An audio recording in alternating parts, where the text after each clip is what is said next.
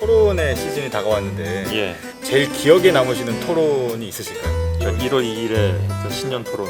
저는 책 변호사가 본역을 진행했고, 제가 알기로는 우리나라 토론 방송 역사 중에서 계속 떠나가며 꼽힐 정도로 시청자분들이 많이 관심을 가져주셨던, 그래서 기억에 많이 남습니다. 71년도 당시에 71년도에는 제가 중3 때예요. 중3 때. 정대. 죄송합니다. 아니에요. 나가셨나? 오늘 말씀을 좀 많이 하셔가지고 저희가 좀 늦게 들어가는 상황입니다. 예, 아직 안 가셨군요. 아직 안 나가셨네요. 아무튼 참여정부 출범 200일 때였던가 이제 노무현 대통령이 출연했었는데 100분 토론에 이라크 파병 문제가 있었어요. 시민 그 방청객 중에 한 분이 내가 아는 노무현 대통령은 이런 상황이라면 파병 안 할 것 같은데 왜 하느냐, 아주 흔쾌한 답변이 나오진 않았어요. 다른 걸 토론하다가 노무현 대통령이 아마 그 계속 머릿속에 남아 있었던 모양이에요. 그 사회자인 저한테 미안하지만 내가 아까 저 선생님이 한 질문에 대해서 답변을 다시 해도 되느냐, 다시 말씀하시라고 했더니 무슨 얘기 됐냐면 그 한신의 일화 있죠. 동네에서 질 나쁜 사람들 만났는데 날 죽이든가 내 바지가랑이 사이로 피어가라. 한신이 그 바지가랑이 밑으로 지나가죠. 나중에 뭐 결국 천하통일을 하는 그런 위협을 세우긴 했지만 상대는 미국을 얘기한 거죠. 상대의 바지가랑이 밑을 지나가지만 자존심 상하지만 그러나 나중에 크게 극복할 수 있지 않겠느냐, 그런 뜻이었겠죠. 그러니까 그걸 보면서 논리적으로 끝까지 자기가 답변할 수 없으면 그게 굉장히 마음속에 두는 거구나.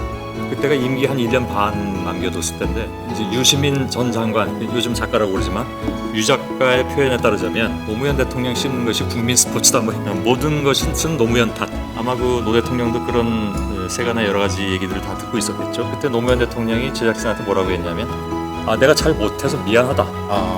대통령으로서 잘 못해서 미안하다. 모든 일에 대해서 노무현 탓, 이렇게 이게 유행어처럼 돼 있었을 때이기 때문에 그때 표정과 말투가 굉장히 좀 오랫동안 기억에 남았습니다. 네.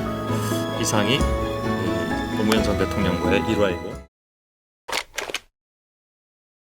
오늘은 100회 특집이라 명찰도 한번 만들어봤습니다. 습 지나가 되는 질문이 있어요? 그런가요? 네. 안나경 앵커한테 넘겨주시겠어요? 2개 정도로. 이렇게 많은 거 중에 사장님은 왜 안 늙으시나요? 목소리도 왜 하나도 변하지 않나요? 떨리게 말이야. 떨리기만 해도 있습니다. 네, 떨리게 말이야. 다른 얘기로 하죠. 소셜라이브 할 때 평소에 빨리 가시던데 왜 그러시나요? 그거요? 그건 뭐 당연하죠. 왜냐하면 소셜라이브의 주인공은 제가 아니니까 우리 기자들이고, 네. 예, 그 기자들이 자체적으로 또 이렇게 취재한 것들도 많은데 제가 괜히 끼면 또 별로 안 좋은 것 같아요. 그러면 네. 기자들한테도 질문이 있어요. 네. 오늘 기자들의 자발적 참여인가요? 막내인 이순아 기자가 할 말이 많을 것 같습니다. 얼굴 빨리. 자, 네, 자발적으로 참여했습니다. 말을 잊지 못해요. 바로 옆에 있는데 뭐라고 그러지? 이 정도로 하고 마칠까요? 네. 강인식 팀장, 예, 이쪽으로 오세요. 머리를 계속 빨리 오세요.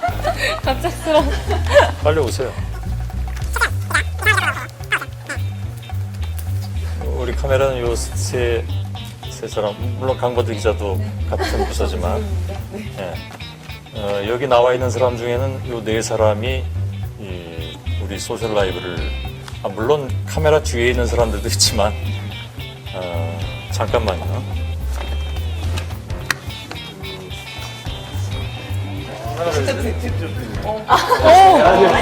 와.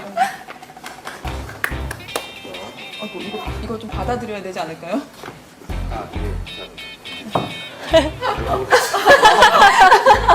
땀이 막 부끄러워하시는. 스태프진들을 소개해드렸습니다. 제가 그 카메라를 전혀 모른다고 생각하지 마세요. 네.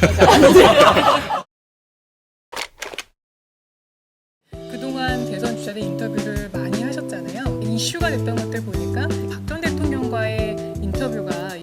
2012년, 2004년 두 차례 크게 좀 이슈가 됐던데 당시 네. 혹시 기억이 나시나요? 2004년 인터뷰는 총선 앞두고 했던 인터뷰죠. 싸우자는 건가요? 이런 당시 경제 난국을 초래한 책임이 누구에게 있는가 하는 문제를 가지고 인터뷰를 하다가 그런 상황이 되긴 됐어요. 근데 인터뷰한 걸 이렇게 텍스트로만 보면 어떤 때 굉장히 심각하게 느껴질 때가 있어요.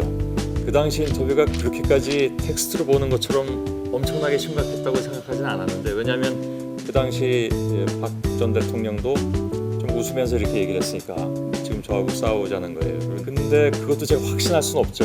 왜냐하면 박 전 대통령이 그때 정말 기분이 나빴는데 그걸 그냥 웃으면서 표현한 것일 수도 있는 거니까. 예. 그 인터뷰는 지금 몇 년이 지난 거예요? 13년이 다 돼가는데도 여전히 이해가 많이 되네요. 그리고 또 한 가지, 네, 인혁당 관련해서 인혁당 판결 문제.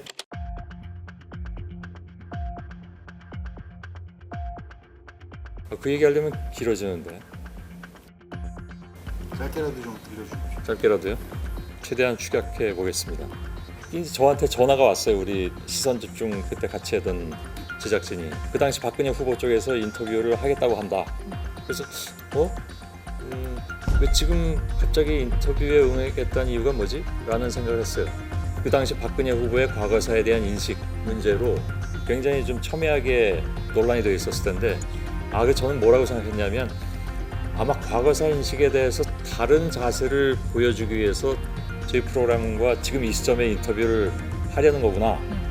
근데 제가 좀 의외였던 것이 그 당시 박 후보께서 그 인식이 바뀌었던 걸 보여주질 않아서 지금 왜 그러면 인터뷰를 하는 것이지? 라는 생각이 좀 들었어요. 개인적으로는.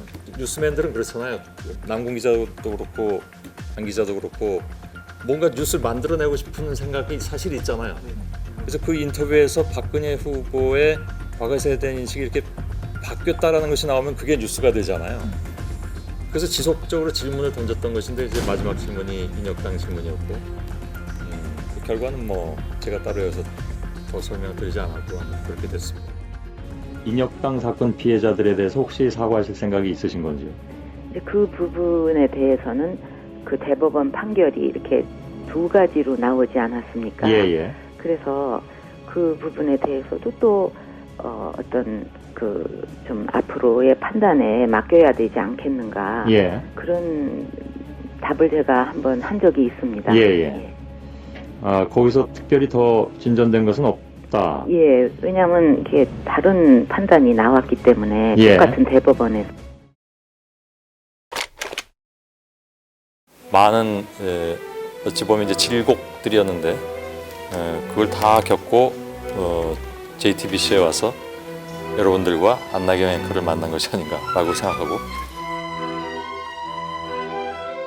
제가 JTBC 입사한 이래 처음으로 리포트에 선배의 얼굴을 쓴 기자인데 저도 처음 봤으니까. 국정원은 2010년 MBC 라디오 출연진의 정치 성향을 분석한 문건을 만들었습니다.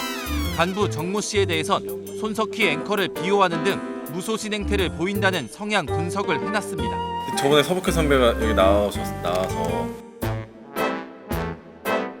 혹시 또 다른 블랙리스트가 나온다면 거기에 명단에 포함이 그럼 뭐 됐을까요? 찾아내 주세요 그러면. 알겠습니다. 그래서 찾은 건가요? 그래서 찾은 건 아닌데요. 찾다 보니 오늘 법조팀에서 그걸 찾게 돼서 예. 이렇게 보도를 딱 일주일 맞춰서 하게 됐는데 예. 저는 굳이 거기 안 넣어도 다 아니까 그래서 안 넣지 않았을까라고 그냥 혼자 생각을 했어요. 그런데 오늘 아무튼 뭐 보니까 마구 나오대요. 예. 하여간 감회가 새로웠습니다. 심적으로 충격을 받는 사람들이 많이 있는 것 같아요. 그쪽 회사의 위쪽에 있었던 사람들이 하던 멘트의 그 내용이, 사적으로 하던 얘기들의 내용이 어쩌면 그렇게 그 문서에 나와 있는 내용들하고 단어까지 똑같이 나오는지 참담함이랄까 그런 거를 좀 느끼는 그런 요즘이기도 하고. 한편으로는 그 당시에 전혀 설명되지 않았던 이상한 일들이 다 이 국정원 문건들 속에서 나타나니까. 아무튼 그래서 그 많은 어찌 보면 이제 질곡들이었는데 그걸 다 겪고 JTBC에 와서 여러분들과 안나경 앵커를 만난 것이 아닌가라고 생각하고 마이크를 안나경 앵커한테 넘겨드리고 하겠습니다. 알겠습니다. 고맙습니다.